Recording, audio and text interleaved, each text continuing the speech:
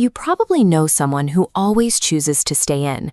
Even when they have every chance to go out and socialize, they find genuine peace in the quiet sanctuary of their own room. Society often places a heavy weight on this choice.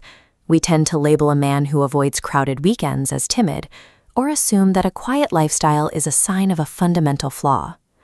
Our culture rewards the opposite, the energetic life of the party who constantly broadcasts their thoughts and keeps themselves surrounded by large crowds to feel complete.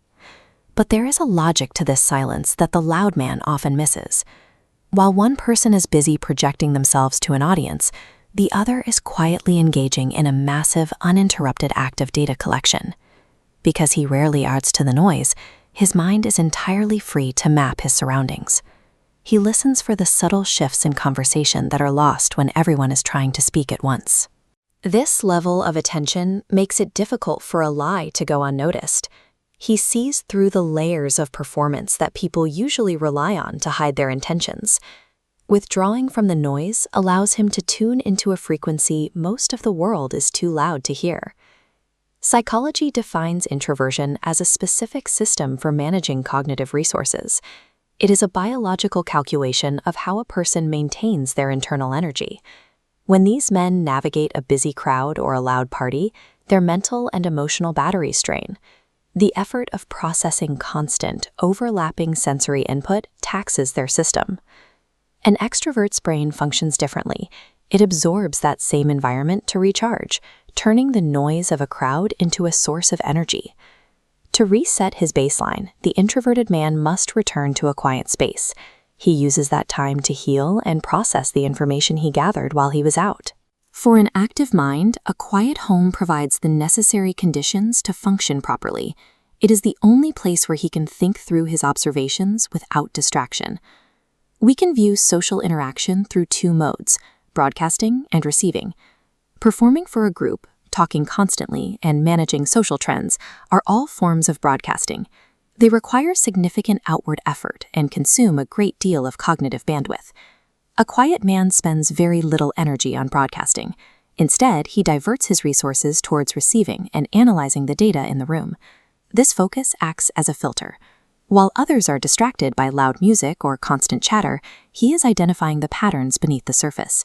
With no energy spent on social performance, his mind functions with a level of focus that surface-level socializers rarely achieve.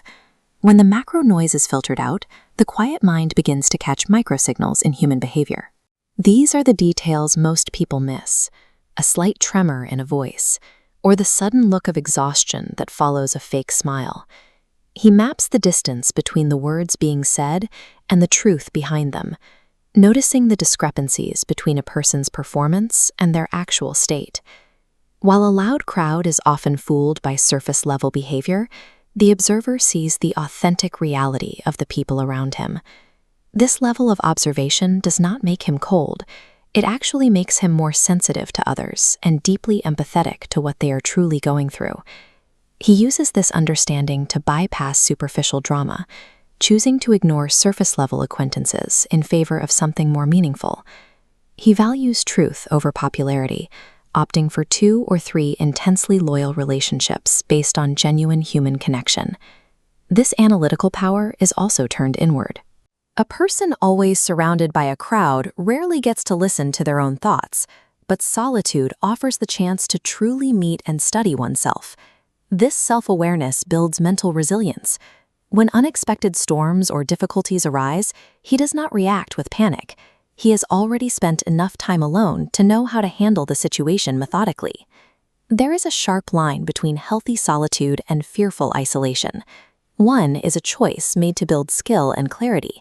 The other is a retreat from the world driven by anxiety that requires professional support. In a world that demands we always make noise, having the self-confidence to sit quietly and observe is a rare and effective trait.